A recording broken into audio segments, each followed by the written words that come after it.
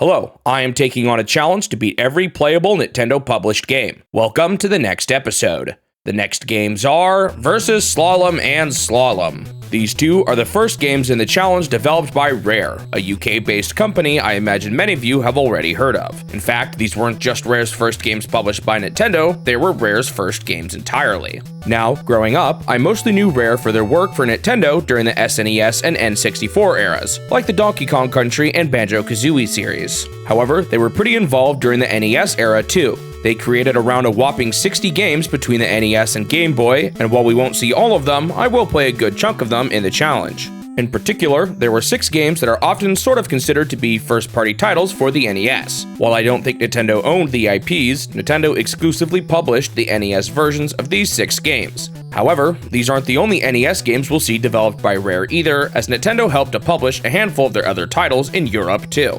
So, who is Rare, and how did they end up developing so much software for Nintendo? Well, Rare itself is the creation of a pair of British brothers named Tim and Chris Stamper, although Rare wasn't their first venture into gaming. Chris had always loved working with electronics, and he had convinced his brother to join him at an arcade company called Associated Leisure.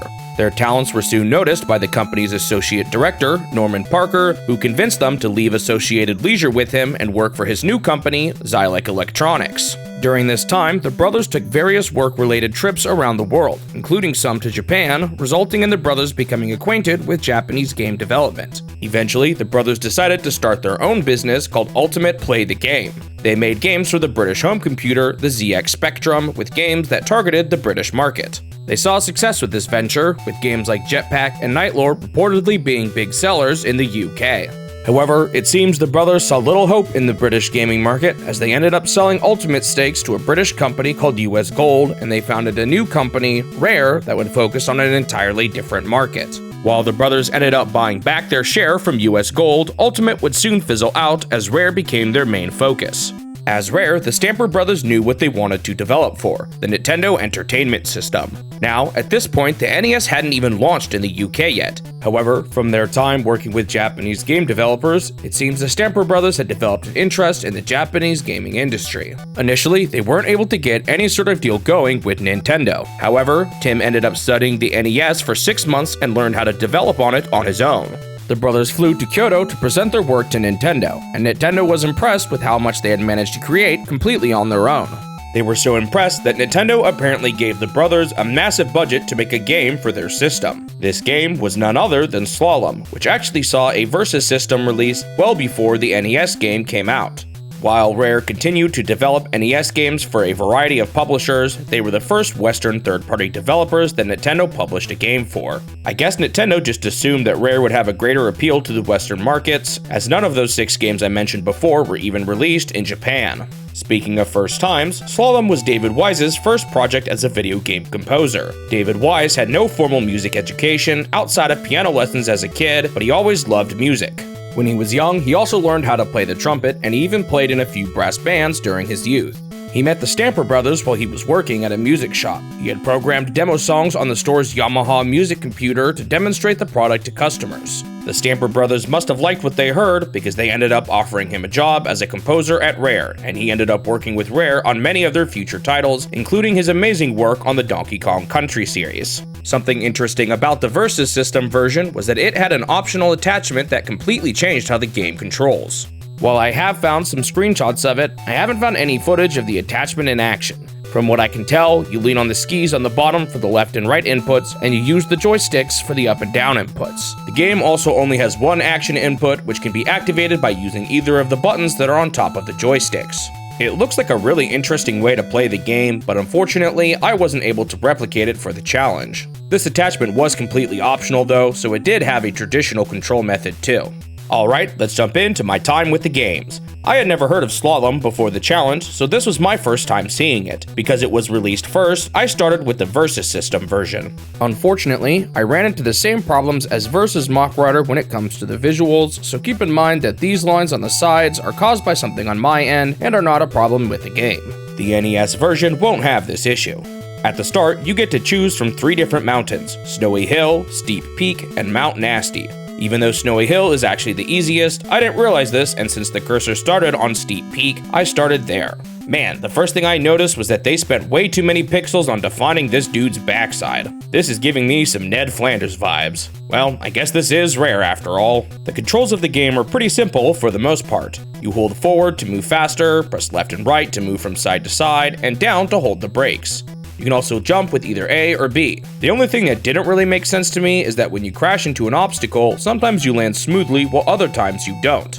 The manual says nothing about this, and one guide I found online said you can recover faster by pressing down right before you crash into the ground, but honestly, it kinda just seemed like it was random. There's also these ramps in the snow that send you airborne, and while you're up in the sky like this, you can mash directions to freestyle. Doing this actually slows you down a bit, but it gives you freestyle points. Freestyle points, along with your remaining timer, will give you a certain amount of invincibility seconds on the next stage, although the beginning is usually the most calm part of the stage, so this often wasn't actually all that helpful. On the topic of the timer, the objective of this game is to reach the bottom of each slope before the timer runs out. There are two main ways you accomplish this: avoiding obstacles and navigating through the flags.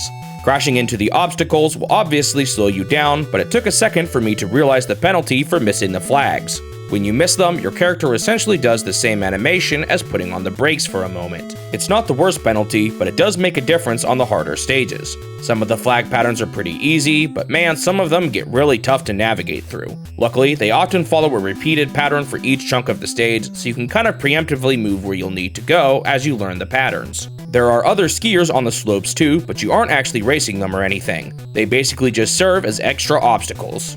The first slope on each mountain is called the qualifying run, and they're all pretty easy. I didn't really know what I was doing, and I beat the one on Steep Peak with ease. Each slope has varying levels of steepness too, which basically means you'll move faster on some, and the faster they are, the more difficult they are to beat. Stage 2 is called Teaser, and it was pretty easy too. I got through it on my first try. Stage 3, called Blue Max, introduces a pretty tough obstacle: children sledding. Whenever you reach a section with these kids, they often just cover the screen going back and forth, and it can be pretty tough to avoid them. I should probably feel bad for crashing into them, but they were so annoying to deal with, I was usually just mad at them instead. This stage ended up being a lot closer, but I barely made it in time. Stage 4 was called the Whoosh, and it's basically just a bonus stage with a bunch of ramps to freestyle on.